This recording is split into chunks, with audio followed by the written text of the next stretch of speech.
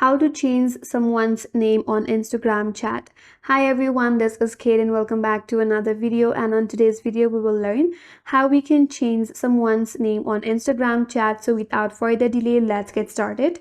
So for that, first of all, launch the Instagram application in the mobile device and make sure that you're logged in with your preferred account. So once you're here, navigate to the chat icon at the top right corner and that's gonna take you to the chat piece. So from here, you have to select that specific contact or your friend that you would like to change the name for.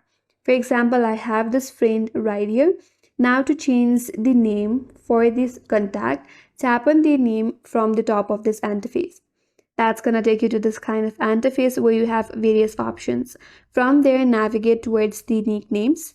Now you have to select your friend account or your friend name, and here you have an option to edit your nickname or add nickname. And here it says everyone in the chat will say this nickname. Now here you can set the name for this contact. So once you're done adding the nickname, tap on done at the top right corner. And there you go, now the name has been changed. If you go back to the chat page, and as you can see, the name is changed. And that's all for today's video. Hope this video was helpful, and if you are new to our channel, consider subscribing.